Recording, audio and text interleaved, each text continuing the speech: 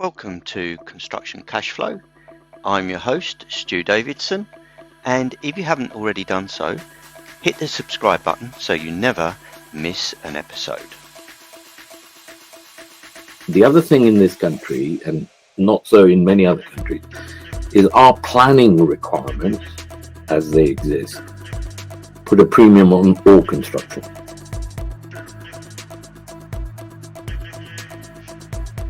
The planning. One is what they call a development consent order, and the other is through a hybrid bill, which is an act of parliament. They are very different.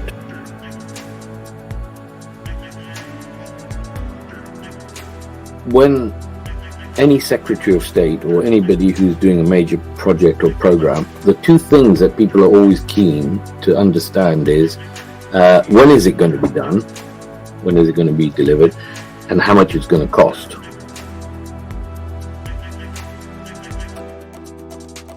I've been doing for the last 15 years in the roles that I've done is leading major projects from a controls point of view through very tortuous planning requirements.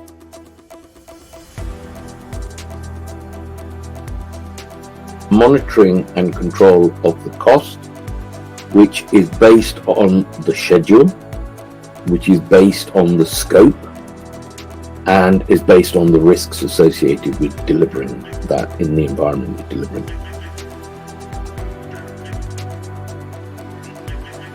Many times, people take the estimate and forget about the assumption. And when the assumptions are realized, because they will be realized at some stage, they feel, oh, we thought that was in the price.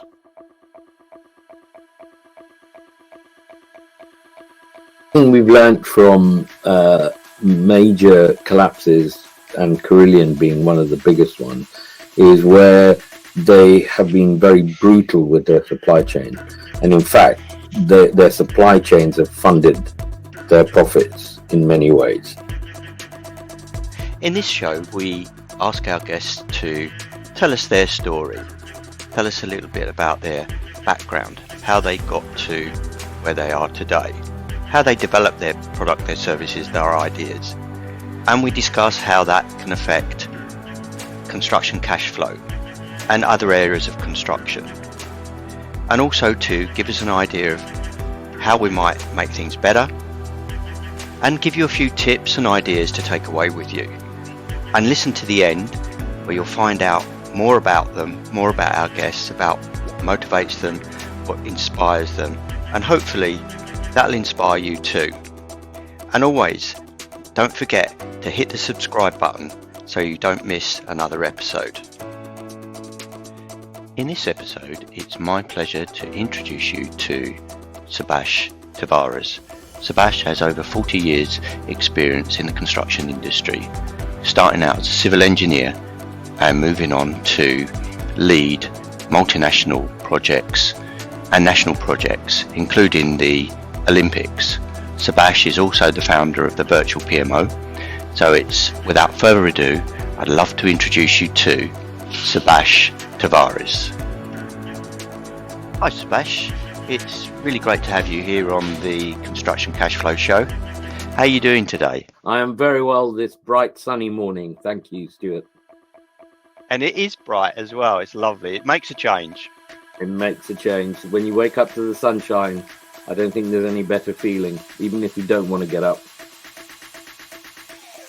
So tell us, Subash, for the audience and listeners that perhaps don't know you yet, tell us a little bit more about yourself, about your story, about the challenges, successes, and how you got to where you are now. So I'm a civil engineer. I was born and brought up in Kenya, and lived in Kenya pre-independence and post-independence. Spent most of my life, if I look back now, I've spent half of my life in Kenya, most of it the younger half, and then most of my adult life living in the UK. So I suppose leaving home eventually is a big challenge for many people. whatever the circumstances by which you have to leave. In some cases, it's political. In some cases, it's potentially the future of your children, or my parents felt that, or other times it's just interest or work. Whatever it is a big change to your life and your outlook. I think my own personal journey is because I was educated for most of my education in England. It was very easy to come and live in England, rather than many of my colleagues, certainly Asians in East Africa, East and Central Africa, who were put on a plane by the regime at the time with nothing and hadn't planned it, hadn't lived in England, never seen a winter. You know, they had the extremes. I was lucky in that respect that I had a full awareness. And because I had lived, by the time I was in my early 30s, probably half of my life at school in England, I was very much aware of what to expect when I came to live here. So eyes wide open.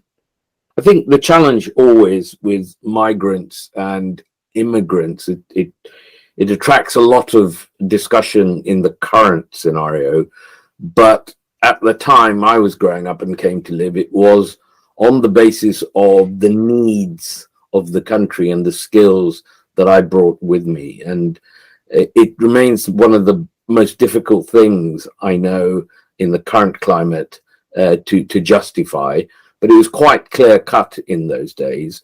So being an engineer, having done my degree in the UK, having worked for a UK-based company in my home country of Kenya, meant that I was a hybrid. So I lived and worked in England, and then I lived at home. So I enjoyed the best of both worlds. So from a cultural point of view, that was great. From a professional point of view, it was always going to be a challenge to move through the hierarchy of major corporations.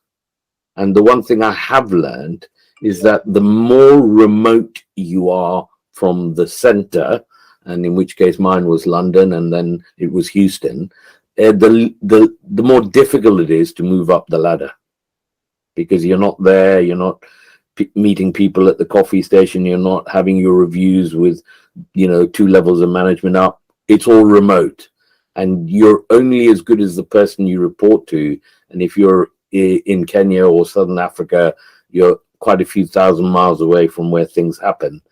And that's the challenge that I faced in my early career, which then accelerated probably exponentially when I came to live in England.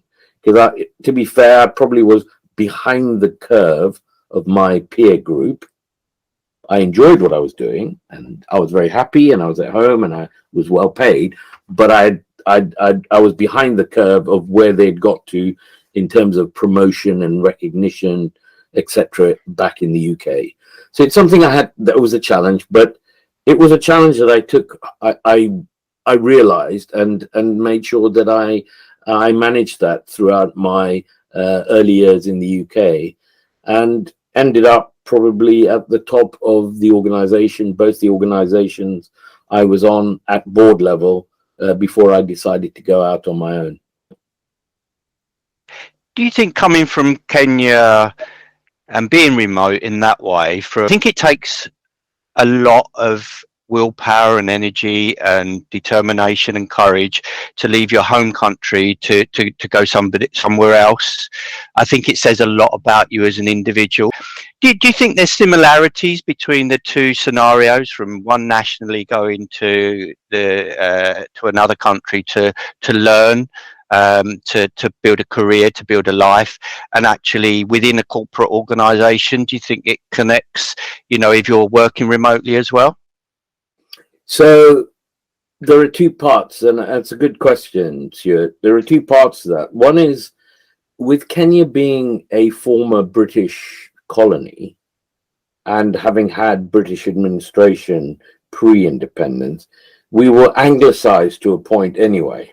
So we had the administration, we had the curriculum, we had our schooling was in English, and we had English teachers and expatriates, etc. So we were living in England away from England, as it were, but it was physically in Kenya.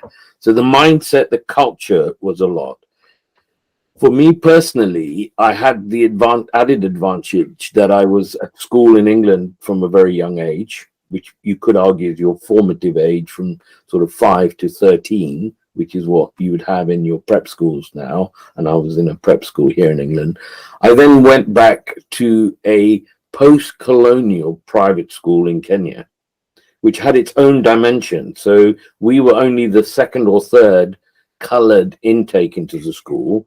So all of us in the junior school were of all different types of backgrounds, and everybody from the third form upwards were all white because they were the outgoing, it was obviously whites only.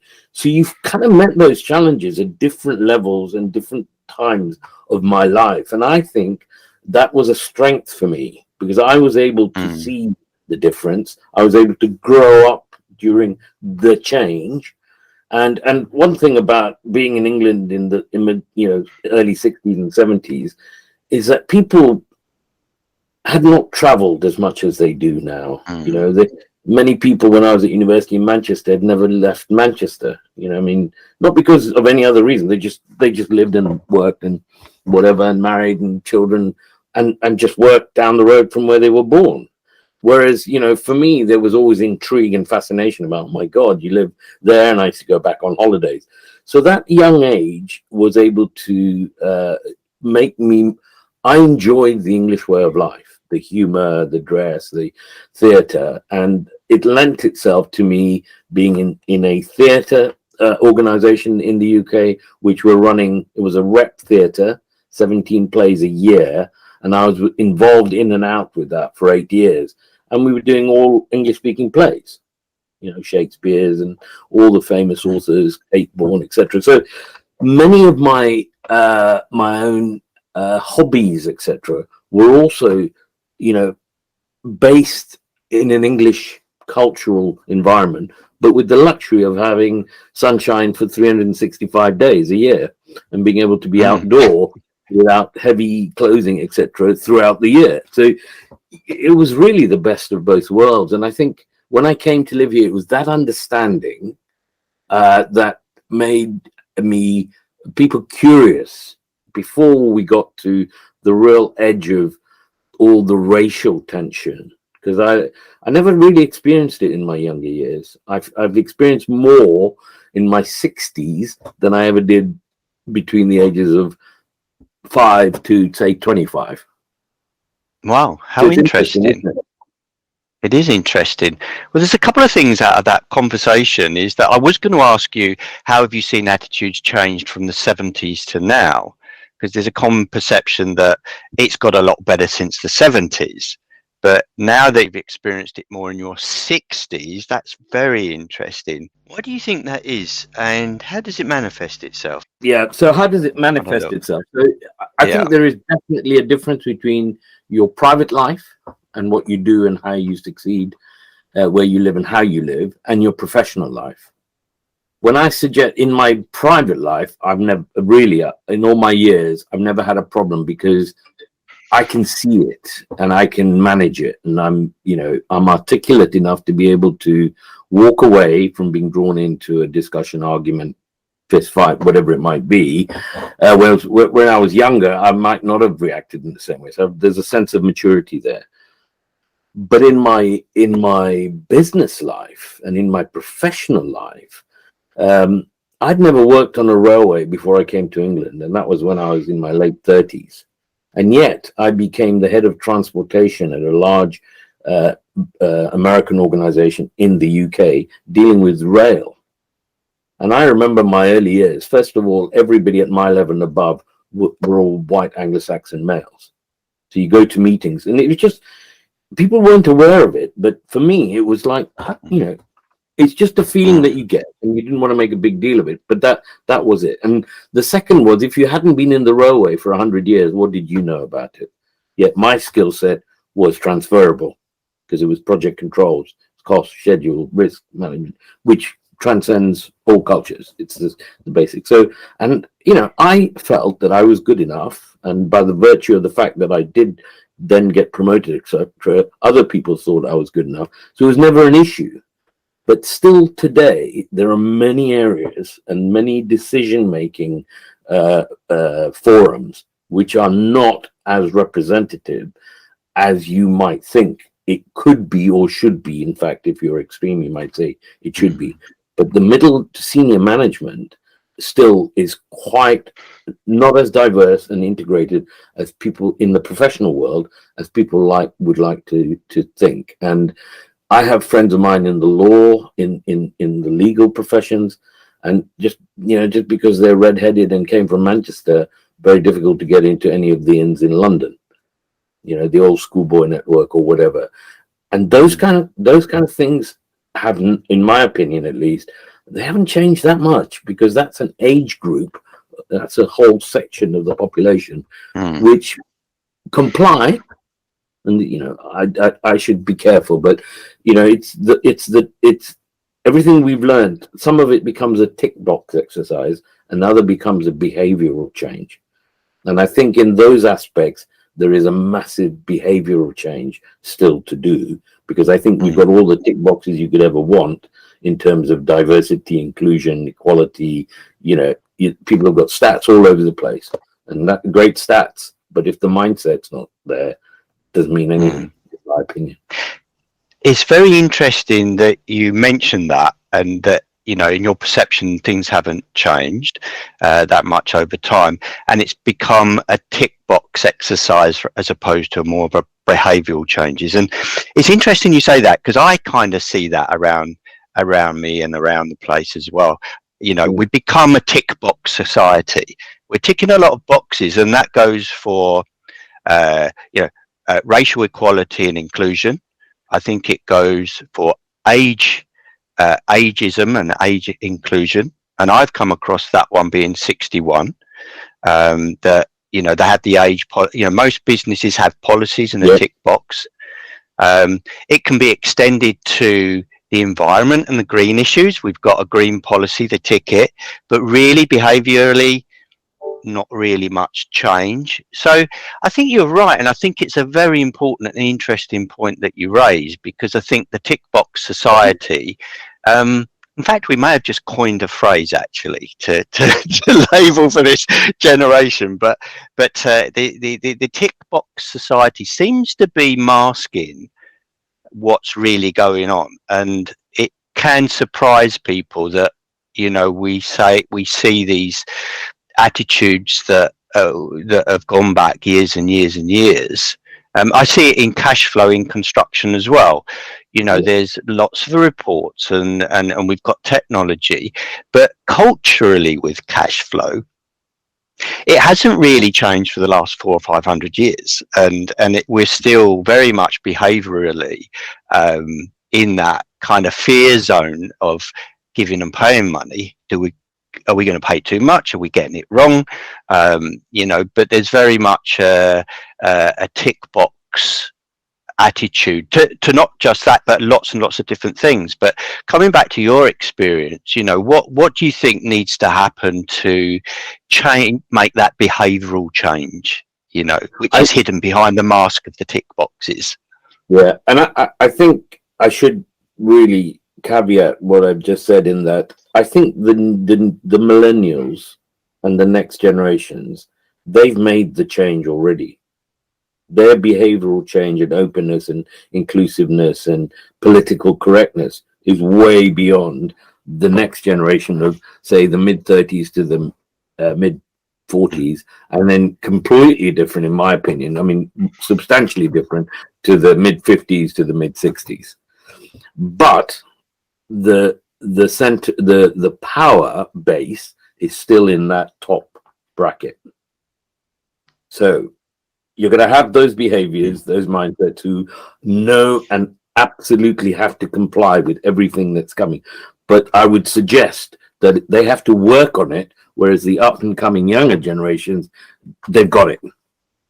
That's good news. That's great to hear. Actually, Yeah. you know, it's a real compliment to the new younger generation that are coming up, because they're quite often criticised, and you know, but that's great to hear. It's music to the ear to hear that. I think it is, and if they can translate that social status of equality, diversity, inclusion into their professional lives, then that's what will drive that change to become more behavioral. We will still and always will have compliance requirements where we will have the tick box, the metrics, because how do you demonstrate that you've achieved what you aim or aspire to achieve? We have to at the moment do it through some sort of metrics, and so we will have, so there will be the numbers, the physical numbers, male, female, disability, ethnic background, sexual preferences. Those are all things that are now creeping into this wider picture. I mean, for the years that I filled in forms, it was always very easy, either you were male or female, and now you have to go through a number. So things are changing, right? So we've got to adapt. There was something I wanted to pick up with you from what you were saying, Subash, around your background. Really, you're a qualified civil engineer and you've got the civil engineering background. Yet on the other side of you, which is really interesting, is that you're involved in theatre and Shakespeare. Yes. So you're kind of left hemisphere on one side and right hemisphere on the other, left side of brain, right side of brain. That's probably quite an unusual trait. And so what drives you to either side of that equation? So theatre has always been something. So I think my mother used to remind me that when I was 11, apparently I wrote my first play, which was then performed. It was all of about 3 minutes, but as an 8-10-year-old, and at primary school, and people, and because I'd had an education in England, when I got back to Kenya, I was different. Not because I wanted to be different, but I was different. I probably spoke with a Cockney, slight mild Cockney accent. I had my NHS glasses on. I just looked different, and then when I spoke different, everybody kind of looked, where did this guy come from? But so I brought that with me, and maybe I used that because then through school I was, you have to choose one or two extracurricular activities, and I went straight into theatre and into public speaking and elocution, whatever they wanted to call it, or however it was badged. I was in that environment. So I did plays when I was at school. And then when they formed this semi-professional company in Nairobi, I was friends with a lot of the people who were involved. And they said to me, look, why don't you come and I loved backstage. And it took me a while before that I actually went out on stage and did some parts. But, I was involved it was a rep theatre, so 8 years, 17, it's over 100 productions, but I was involved with probably 30, 40 productions, and I probably had a speaking role in about half of those, or more than 2/3 of those. So I suppose it helps you with confidence. It helps you with public speaking and presentation. It helps you read people, body language, because when you're on stage, everybody thinks, oh, it's easy, just learn your lines. It's not that. It's you've got to be in the moment, because if someone forgets their lines or jumps 3 pages ahead, if you're not concentrating, you won't know where you are. And that's against the script, especially Shakespeare, because it's very difficult. Most people I know don't really ad-lib Shakespeare that well.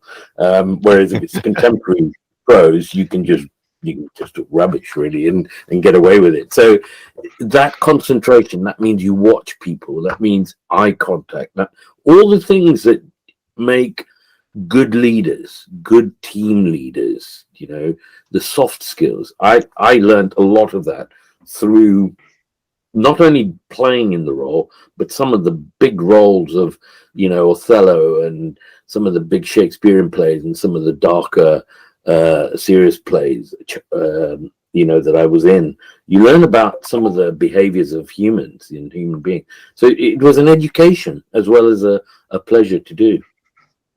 What's your favorite play? Have you got a favorite play? My personal favorite was Othello, and I played Iago opposite the director of the company, and then my very good school friend played Othello, and my wife played Desdemona. So it was just a production that was just a great play, and the role I played was one of the better. I enjoyed my Shakespeare, but I was seen as a comedian and farcer. So there's quite a few Hey, with. yeah. That's amazing. And are you still involved at all? I think time commitments. When I was in Kenya, it was 20-minute drive from home, and it was because it was semi-professional. It was very, very professionally run. I tried a couple of sort of fringe opportunities here in Woking and Nomads, but it was more social than it was serious, if you know what I mean, which is fine.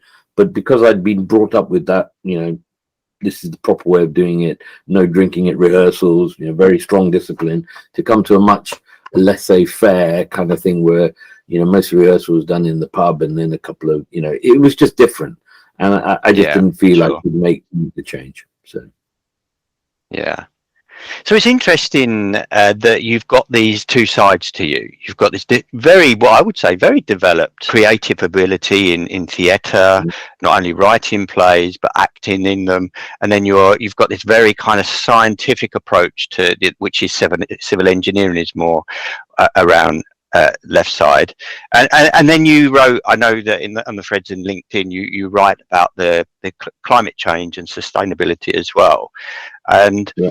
We quite often, again, this comes back to a behavioural thing. We have the reports and the science and the models that tell us one thing, yet the behaviour of people around choices and consumerism is kind of, and we touched on that earlier in another context, but it seems to be lagging behind. And a good friend of mine, Puran, who was the founder of BedZ, very much still involved in the climate change movement, particularly around the built environment. He talks a lot about the left and right brain hemisphere, in terms of being linked into being able to with the right brain side being linked into nature, if you like. It's more kind of the creative. It's being a feeling of being one with nature and one with each other, and as you say, the communication, having a feel for the body language of people and judging, being able to understand the human being or the human being you're communicating with on the one side, and then you've got this other side which is very scientific, and we seem to have lent kind of the pendulum swung way over to the scientific side. Do you think that's kind of we tend to be through university without having that outlet for creativity so much these days? Do you think we're leaning towards just trying to take a purely scientific approach to things like climate change and cultural issues? Do you think there needs to be a balance? Do you think there might be a kind of link there? You seem to have got a really nice balance and rounded approach to life and experience to life, but do you think there's a kind of an imbalance there generally? So I think the answer to your question is yes, but I don't see that as a problem, and the reason I say that is in my formative years. So I studied civil engineering. So that was studying the tools of the profession. As an engineer, I could have probably gone one of two ways, very generically. I could have stayed in the engineering and been the head of engineering and carried on with designs and new challenges of, all the stuff engineering. But then there's you move into the management space. and the project management space. And that's when you're dealing, that's when you're expected to have the technical ability, but you're also expected to have the soft skills. And you don't just get your soft skills from nowhere. And there are, I would say, and I talk to colleagues a lot of the time, I have made that journey through engineering and the technical side. I know what it is. Okay, I'm not up to speed with all design practice and stuff now, but I know enough about how things are built and design basics and all of that. But actually, I don't have to deal with that, because I have technical people reporting to me who deal with that. I have to deal with the people issues. And I'll tell you a story of a couple of years ago. Every year at the Institute of Civil Engineers, they have what they call the Smeaton Lecture. And it's one of those, once a year, really high profile person in engineering comes and talks about something. And I can't remember his name, which is terrible, but this guy was in his early 90s, and he was talking about his career, 67 years in engineering, right? So he came up, he was quite not able to walk, and so he came in and he sat at the conference desk on the podium, and he had a young person deliver his presentation because he just wasn't up to that. But he was there, everything working, sharp as a button. When he came to the questions and answers and the end of the session, he said, I'm just going to ask you one question. About 250 people in the room, all techie engineers type people, right? And he said, in my 67 years in my career, what do you think I spent most of my time doing?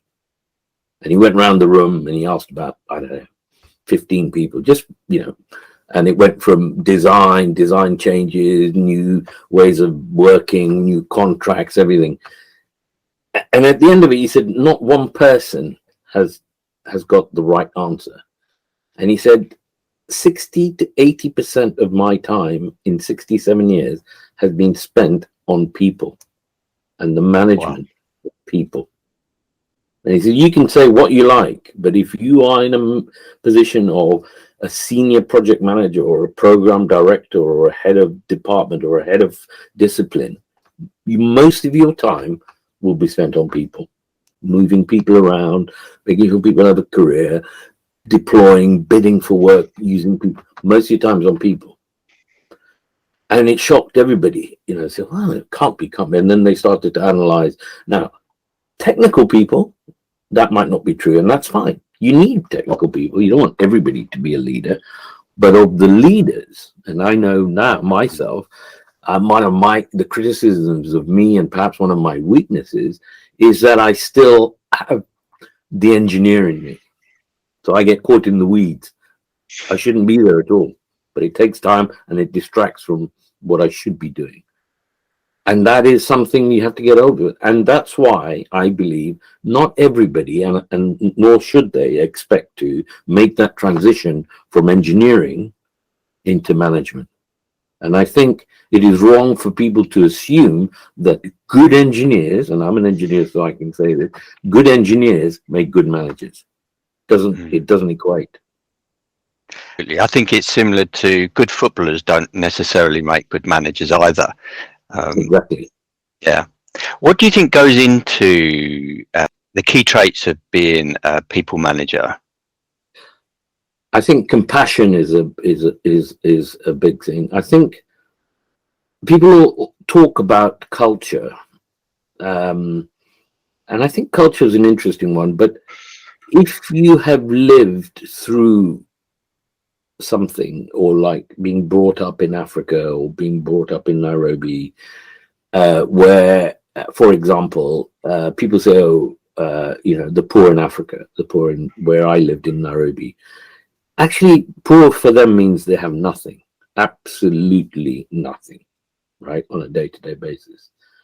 Whereas some of the people that are interviewed on television here saying, well, the government doesn't look after me, and then they just put their fag out, and then they get their glass of wine or beer and have a sip and continue with the debate and say, they should be looking after us better.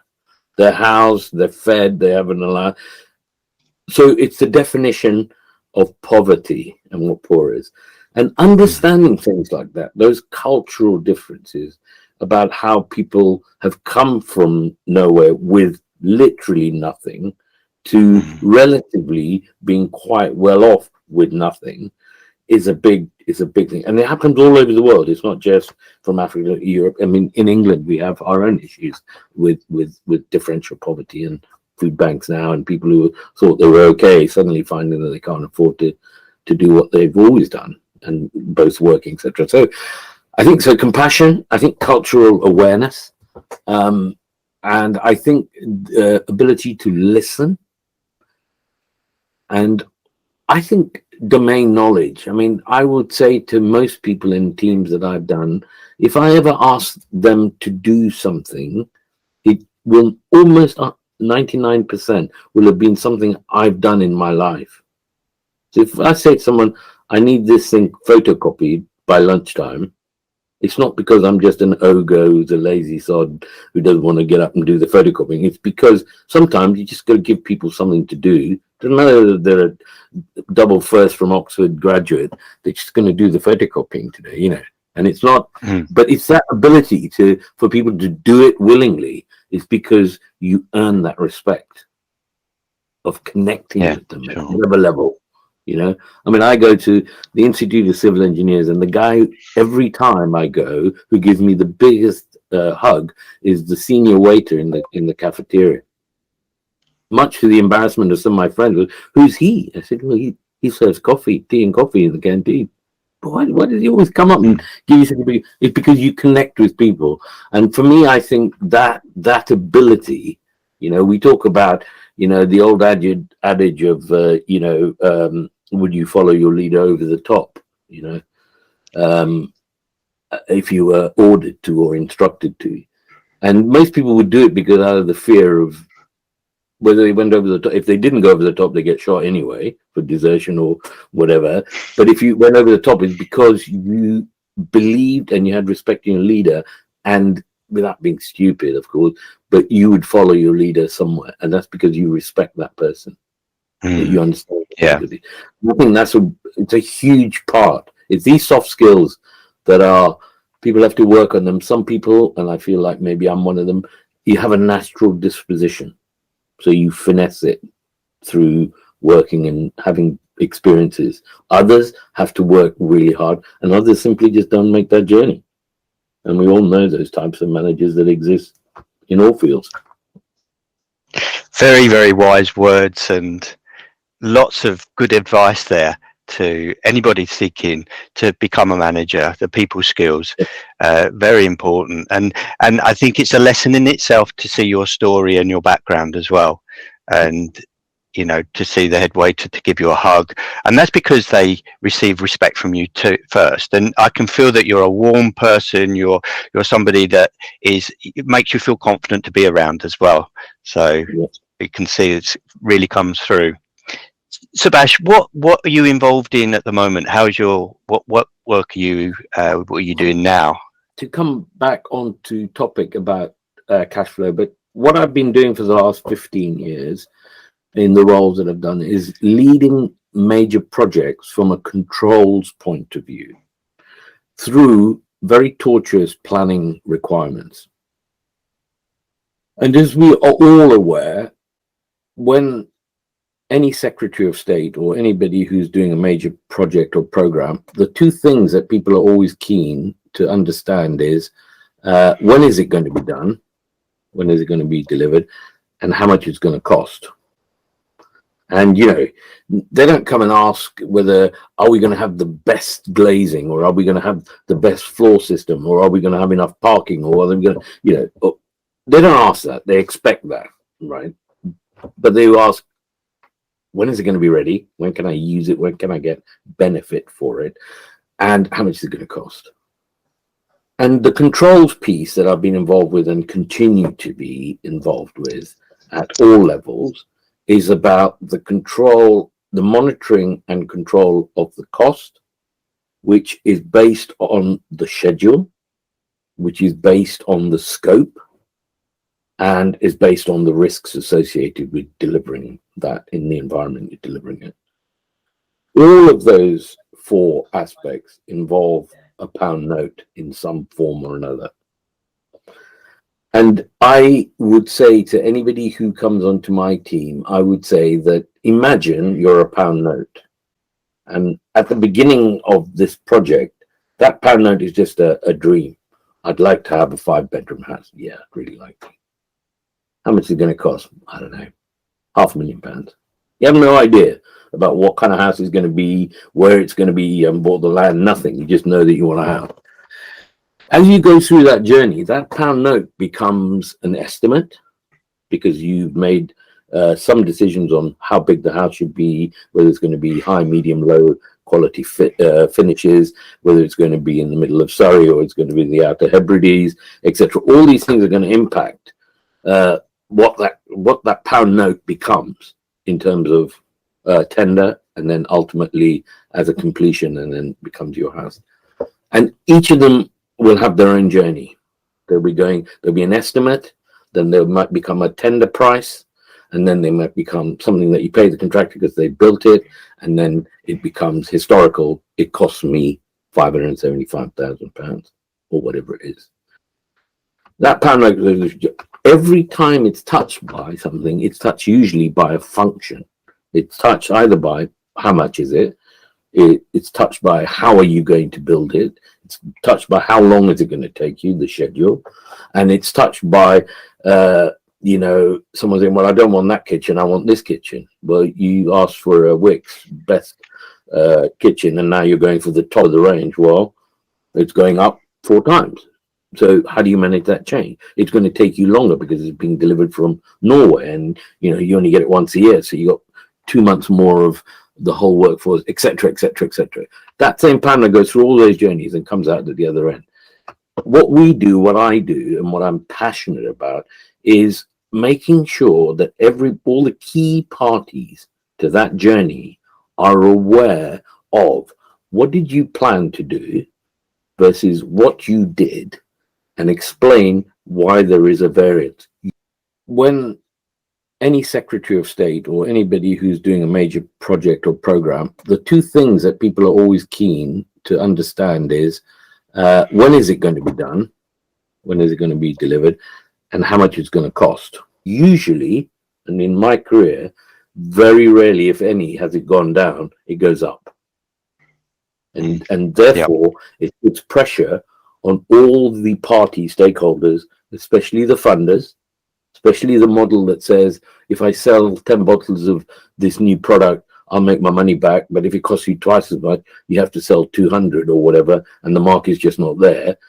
All of those scenarios, I believe that my role is to provide credible evidence of where we are to date and where we're going to be the forecast. And for funders and for people with mortgages, we treat it the same way in our daily lives. We have a fixed income and we want to do everything, but we can't afford everything. So what do? We either don't do anything, or we borrow the hell out of everything and live in debt. Or you just, it's somewhere in between. So we're doing this all the time. And then we're hit with inflation and we suddenly can't afford it. Cost of living crisis. It's the same principles that affect projects, but we're talking about orders of magnitude. We're talking about 100 billion for HS2. We're talking about all the big projects, Thames Tideway, 4.5 billion, the Olympics, 10 billion, etc., etc. But we have to control those costs, and it is inevitable that they will go up. But my personal view is, where are we really, truthfully, honestly, and what can we prove to where we need to be? And then people can make the decision whether to go and get another new mortgage to pay for this kitchen, or just have the old kitchen. Whatever they make a decision based on how much it's going to cost, how long is it going to take, and is it available or not, or any others. What risk is it that you import this new kitchen and no one's ever built it, no one's ever used it? So same with projects. That's what I do. And at the core of it, there are 2 real aspects that people will say normally. One is that the schedule is king, and the others will be cost is king. But they are so inextricably linked, it doesn't matter which one you choose, because one follows the other, in my view. And it's keeping a handle on that. So cost, and we're talking about cost, cash flow is just like we do with our own funds every month. It's about, if we're going to take mortgages, if we're going to take loans, we need the cash to be there at those key dates, usually the end of the month when a big chunk gets direct debited out of your account. It's the same here. And then if you're hit with inflation or you're hit with the mortgage rates going back, it puts a big hole. You have to stop. You have to readjust. Hopefully you can still afford it, but at the sacrifice of giving up the lease car or whatever, not putting the lights on, I don't know. Same thing, same principles, but we have to be at an order of magnitude different. I love the scenario that you paint, the picture of imagine you're a pound, attracting these touch points as you go along. That picture for me was almost a picture of a pound going down the river, and it's got these kind of things that are interacting with it as it goes along. We're following that pound, if you like, if it's on a large project, and we're looking at the touch points. What do you think the biggest risks to that pound as we go down that journey from the budget of this is what we think it's going to cost to this is what it did cost at the end? Where are the biggest kind of risks or blockages that pound might see on its journey? Would that be through something regarding processes or systems, or would that be around the number of hands that the pound has to go through? And can we always control that pound on its journey? I would like to think that we can always control it. The elements that impact might be out of our control, like inflation, like the war in Ukraine, but the end result is that steel or that roofing tile or whatever is going to cost you twice as much. The same tile, it might be delivered in the same program in 2 months' time, but it's going to cost you twice as much. Out of your control, but you can control it by then saying, okay, should we go for a cheaper tile? And make up the fact that's gone up with, a cheaper tile. And if the client says, no, I want that tile, well, therefore you're going to have to pay the price. Not anybody's fault, no fault at all. It's things that happen out of your control, but we have control. And the idea is to give the client in that respect the opportunity to say, okay, I'll go for the cheaper tile or whatever. In my experience, there are two halves of every project. There is everything you do till the point you issue a letter of award to construct, which is what I would call development. And then there is everything that you do to build it. In the development, you have control. The key thing for me is scope. If we knew right from the beginning the scope and it never changed, life would be very easy. It never happens that way, right? The other thing I would say, and as an engineer, I can say this, and I know most of my colleagues we have a good discussion, is if you estimate to spend £100 on something, and that's what you've decided is all the money you've got for the design, there is little point in going out to some other party to do the design with a spec that's going to cost you £500. You have to, so the question is, design to budget or design to what you want and then get the budget. You can't have it both, because every time you make a change, there's an impact, either on the scope or the cost or the schedule, all of which will end up costing you more, mostly. So it's controlling the scope. Notoriously, designers find it difficult to design to a budget. They want to design to a specification, and the specification is up there. So in order to meet their requirements, their professional obligations to give the client the best product for their ask, they're saying it's going to cost you more. Now, in my role, I would be saying, why? Because we don't have the money. I simply don't have the money. Mr. Client, can you go and get the money? No, got no money. So what do? We go back to where I believe we should have been, is why are we not trying to design this to the budget, not to be all singing and dancing, because we don't have the budget. And that's a very difficult area. And that comes out of when you start and you get a quotation for something, you make a number of assumptions. You'll assume the ground conditions are okay, you're just going to build it straight on the land. You assume the aesthetics is fine and that the planning guys are going to accept your big glazed living room overlooking everybody else's backyard. You assume all these things. And as you progress it, you get a number of impositions. No, you can't do that. Oh, the ground is completely rubbish, so you're going to have to spend hundreds of thousands on cleaning up dirty land. And then the council say you can't have that much space of windows because of your privacy laws, whatever. And that whole thing goes through that. Many times, people take the estimate and forget about the assumptions. And when the assumptions are realized, because they will be realized at some stage, they feel, oh, we thought that was in the price. Well, why was it why did you think that was in the price when your assumption was we don't think we're going to have to do any earthworks, and you end up spending 400,000 on the earthworks? Have a look at why you made that assumption, on what basis. Very often forgotten. You get a claim and you just have to do it, and someone has to find the money, and money that you've earmarked for something else, if you're sticking to your budget, goes out the window. So that super kitchen becomes a basic kitchen because you need to spend half of that money on the earthwork. I'm exaggerating to make the point.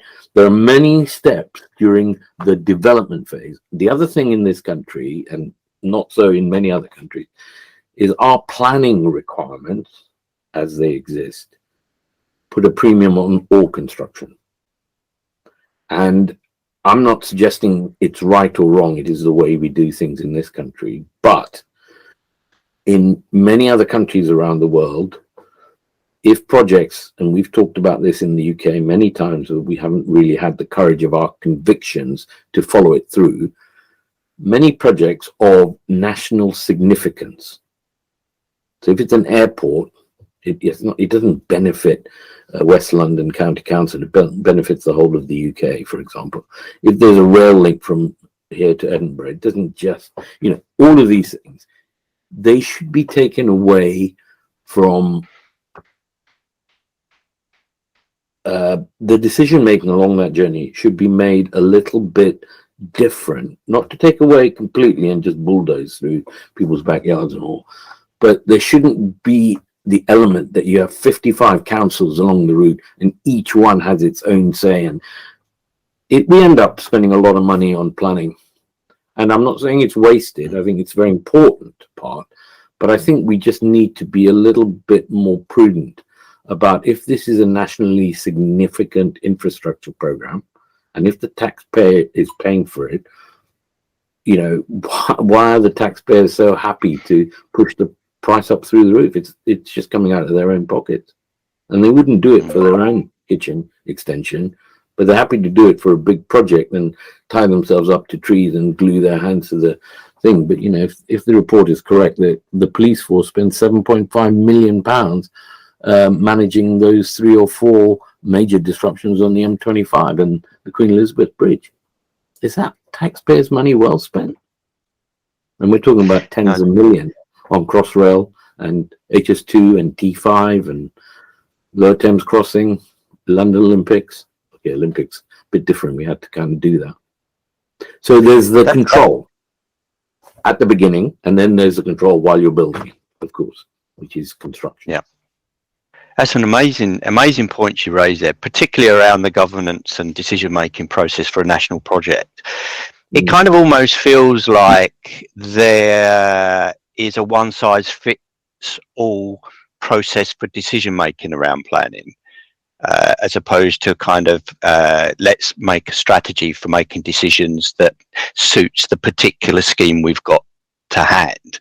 So there are effectively three for anything that's significant. So not just a house, but a house has its own issues. But if you were a house builder with 500 houses, or you are a major infrastructure, HS2 and all the big ones, there are two main ways of going for planning. One is what they call a development consent order, and the other is through a hybrid bill, which is an act of parliament. They are very different, and most times it will go through a development consent order because that's more accessible all the time. With one that goes through a hybrid bill or an act of parliament, once it gets in the House of Commons and House of Lords, you don't have any control over it other than giving them information. So both are riddled with issues, but the principle is there are 3 or 4 main components for all of these submissions. One is cost. The second is what is the environmental impact, both during construction, which is substantial on projects like HS2, which take 10, 12 years, massive, to the final operating condition. How do we bring it back to or improve the environmental surrounding? Another one is what they call the code of construction practice. And this is where, complement your environmental impact, it is about how you are going to look after people when you're going to put a big concrete plant at the end of their garden for 5 years, or blight their views of areas of outstanding natural beauty, or whatever. All of these things have to be done to it totally with the standard that's required. But it does take longer than I think it should take, and that's because of so many iterations and changing. This is political will. The other thing that construction projects have a problem with, for long-term ones, is political cycles and changes. So whether someone is sponsoring a project because it's on their manifesto, or whether it's for the good of the country, you have to ask yourself the question, because whilst they might say it is, what they're trying to do is making sure that they're getting re-elected, for example. And all I'm suggesting is that it has an influence on the decision making. And in terms of cash flow, absolutely, because what we do as a country, and we have a highly regulated utilities. So water is regulated by Ofwat, electricity is regulated by Ofgem, etc., etc. The rail is regulated by the government. What they're saying is that you can only charge the fee-paying customers or your customers for water or electricity so much. And what we see now is that what they can get back doesn't cover the costs of the implementation of a new power station or HS2, etc. So where is the delta coming from? Well, the delta is coming from the government, or it's coming off balance sheet from a third party. Let's say, for example, China will say, we'll give you 30% of the value, the cost of HS2, but this is what we want. It could be that. It's not yet that. And there are people who say it might be a good thing. There are other people who say never on, while they're still alive, kind of thing. So, but the political arena causes lots of problems to delivery and has a big impact on cost and longevity. So I think those are some of the key issues which we need to look as a construction industry that have direct impacts on both the cost and the cash flow of any types of projects. How do you think that those decision-making processes affect the industry as a whole with regard to a supply chain?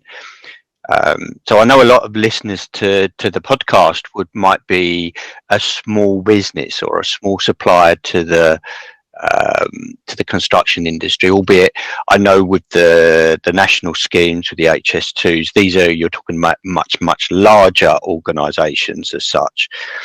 but they quite often filter down to the individual.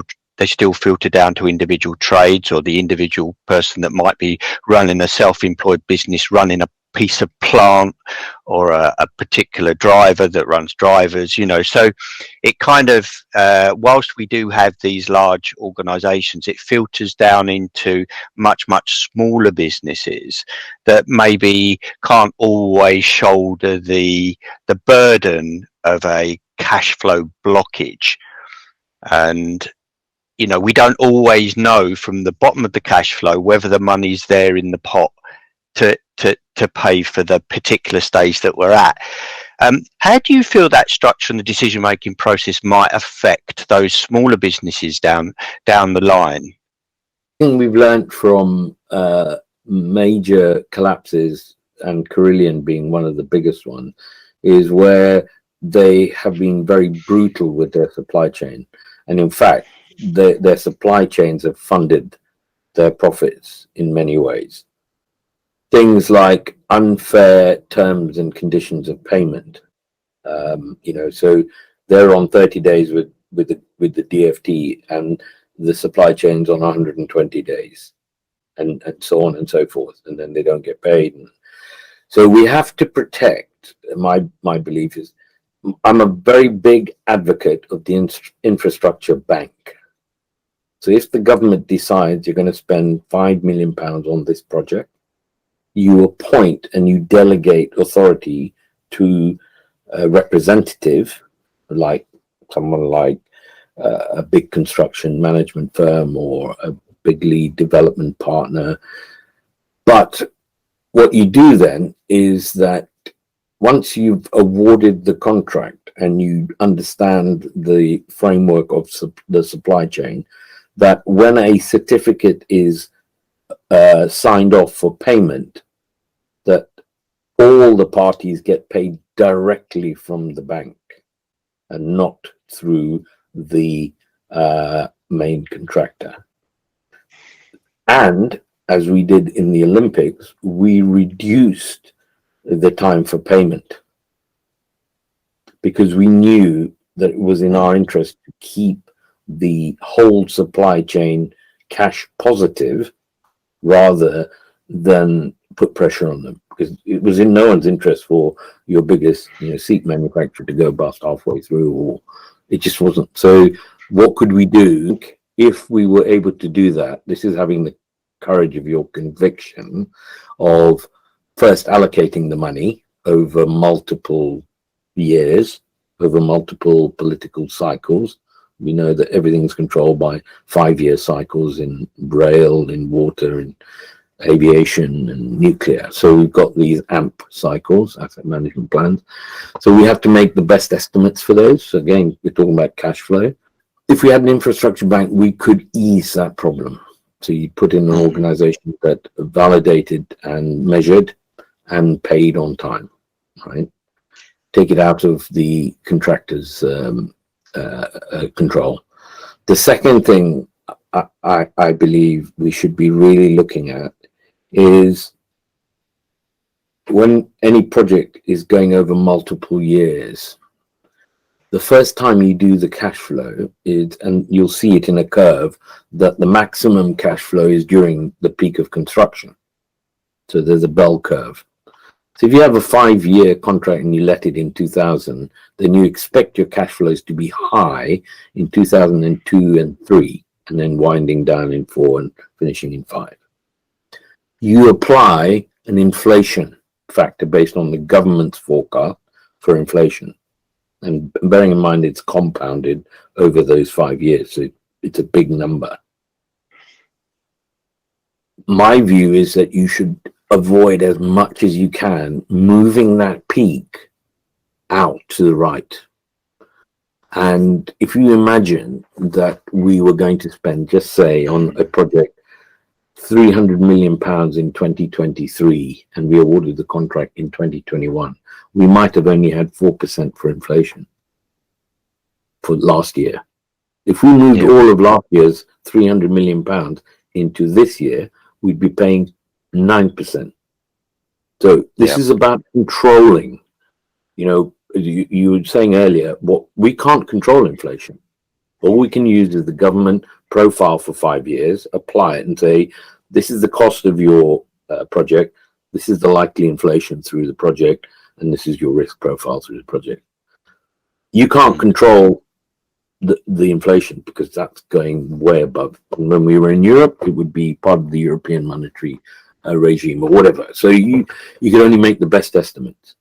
But what you can control is delivering on time and putting pressures, because if you think you're going to delay it by a year and inflation is going up a percentage point, you can evaluate what that's going to do to the cost of it.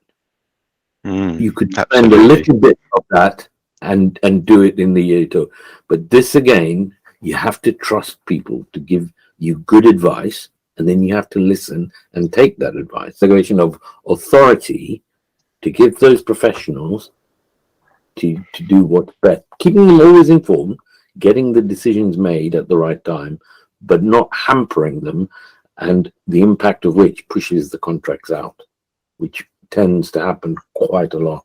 I like the idea of the infrastructure bank, and I liked your scenario of the curve, because you can imagine on a large contract a delay how much that would push out. So it's everyone in the chain being aware of the possibilities of the risks, etc., keeping that on target, keeping the professionals with the ability and authority to run the project, planning the project, designing the project, working to the plan, working to the design. Everyone understands the design, and coming back to your earlier points about the pre and the post, the design period and the construction period. I know even and coming back to communication and dealing with people, as you mentioned earlier with the chap that was 90, that one of the things he's done, 60% of what he's been involved in his long career is dealing with people. I've even found from my quantity surveying career, in that pre-let period, that design period, a large part of what I do is not just producing a spreadsheet with numbers on, or this is the cost of this, or this is the cost of that, is actually a people skill, where you're dealing with designers that want to design something which is going to be high quality, which might be making a statement, which may be pushing the boat out. There's the designers, the architect, the civil engineers, and it's really working with them in terms of how do you manage their expectations without coming to the table holding a poison chalice. You're kind of, and it's a people skill. You talk about the management of the pound as it goes through the various different touch points.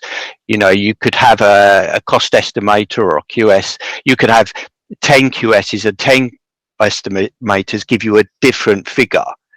But I've always felt that it's the management of that figure that is really the big thing.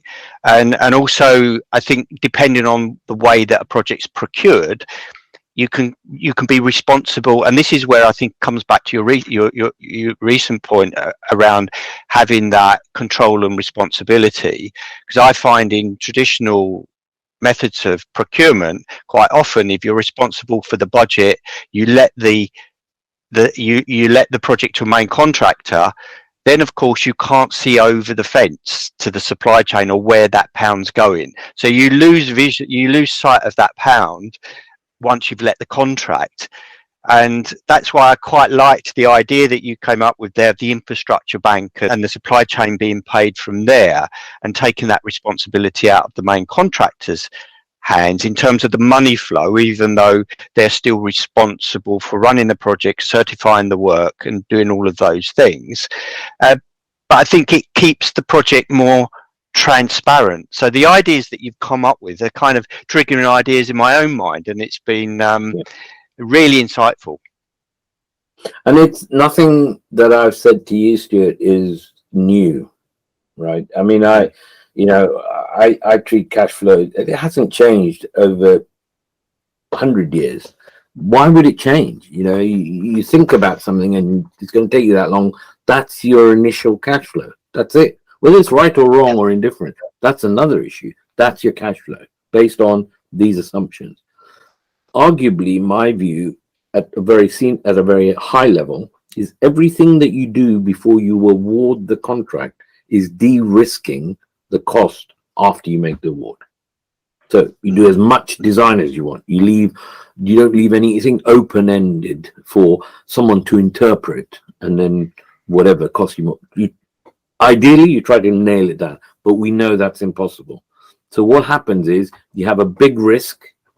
In old speak, green book, you'd have a number, and when you came to what's the cost of the project, you'd add 65% optimism bias. That was the government recommendation. You try and get that 65% down as well. You tried to aim to get it down to zero, but you could never really do that. What's the acceptable? I don't know. There's no acceptable, but in the region of, say, between 20 and 30% at the time you award, you've got in scope, therefore de-risk, and you take your 30% contingency. Then you give a target price, and you try and reduce that to 15%. So from the very original 65% contingency, you only use 40 of it. Everybody's happy because for every pound that you spend, you save 35% or whatever. But it just doesn't happen. I remember we used to use it in the 90s, but it seems to have gone out of fashion. Piece of work we did on Tideway, and this was bringing in all Network Rail, Ofgem, all of them, and we facilitated the workshop. We took the headings out of the Green Book. I think there were 6 categories and various other things, and we translated them into a manageable risk register. And what we were promoting is that as early as possible, you have a risk register, and you start managing your risks. Now, it might equate to 65, but very rarely did it ever. It would really equate to, I don't know, start off with maybe 35-40%, unless you were doing something that was so new we didn't know any way that we could get a base estimate from. We've delivered enough airports and enough railways and enough roads and bridges and maybe not power plants that we should have some idea about the cost. Now, the cost is impacted by where it is. So the cost of a cube of concrete is the same wherever you go in England. But to take that concrete and place it somewhere is the premium we pay for that cube of concrete. It's not that the price of concrete has gone up. No, the price of concrete is the same. But from getting it from A to B and placing it and finishing it north is where your premium is, right? So guys, what can you control? You can't control the cost because it is the cost. But what you can control is by your methods of construction and modern methods of construction. Oh, yeah, build it all off-site in a controlled environment. Less wastage, bring it out, bolt it all together, half house, there you go. That's what we should be doing through your risk management. That's why I say that cash flow itself has not changed. Cash flow, it is what it is. Cash flow is only as good as your ability to schedule the activities and allocate the cost appropriately to those activities. Because out of that drops out your monthly, weekly, whatever you want, annual, quarter, whatever. That gives you a cash flow. What's really difficult, and employers continue to say we must have it, is how do you profile your risk allowance? So do people just take it as pro rata when you say this is the start date and the finish date of this risk? Do you put all that risk, spread it over that time? There is no real answer to that. Everybody does it in their own way. And all I'm suggesting is you state the assumptions that you are putting the risk across your profile for 5 years, and you have that discussion. And if everybody is reasonably happy, then you monitor it against that. And if something happens and is different, that's okay, because you've told them what it was based on. And because of these reasons, it's changed. And therefore the cash flow has changed. But simply to just hope for the best. I mean, I'm not suggesting people don't do anything with this, but you know, right at the beginning, it impacts your cash flow, because if you're talking about annual funding, if you're talking about 5-year cycles on your caps, on charging customers, and all these other constraints, whatever other constraints the funders may have, you need to be fairly accurate when you're going to spend your risk. But then how? You know, that's what it is. It's risk. So you have to have some sort of tie back to some sort of assumptions and then profile it accordingly. And if the assumptions change, let's talk about it. I think that's key.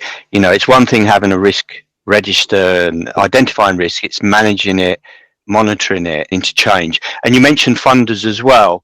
And sometimes at a operational level on a project, we don't think about the funder, but they have their own risk profile as well. And I think it's important when preparing an operations risk register for the project, a design risk register, an operations risk register, is that we combine it with the funders' perception of risk as well, because that's sometimes forgotten. And I've seen it on projects where monthly drawdowns are stopped because they're out of a line.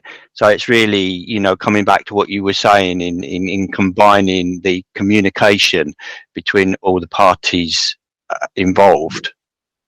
Let me give you one example. So when we started, and I think this is now not confidential, I mean, it was 12, 13 years ago. When we started Tideway, the model was that Thames Water were going to pay for it. They were going to put a levy on every household, £100 a month, let's just say, for those 5 years, and they were going to generate all the money they need to buy it. When we got to the first estimate, they took it to water, and the shareholders said no. They said, we did not invest in Thames Water as a construction company, importing a project risk, a project of 4.5 billion on an 8.7 million pound turnover business. No way.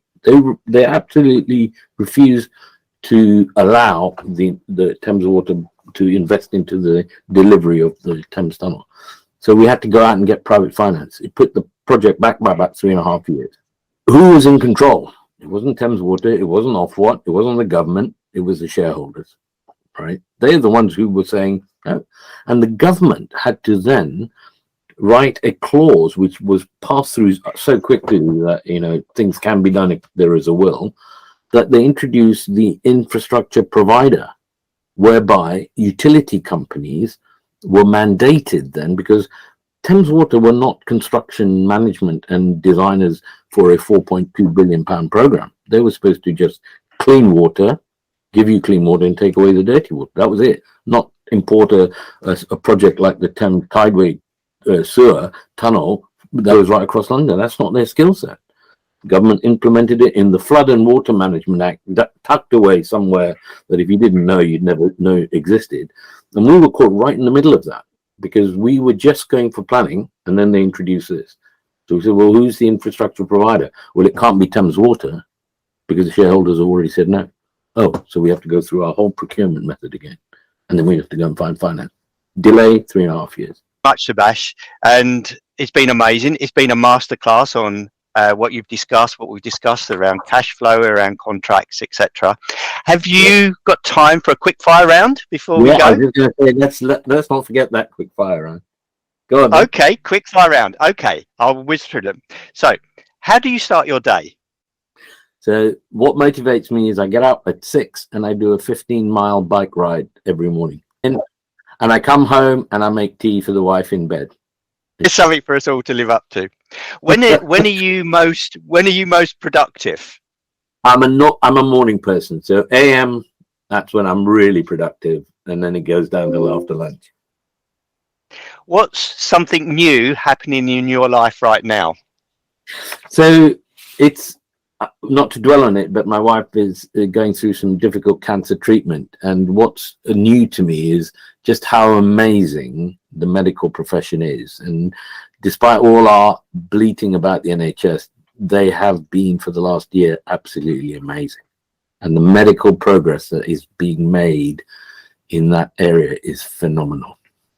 So my gratitude to the NHS. Thank you. What does adventure look like to you?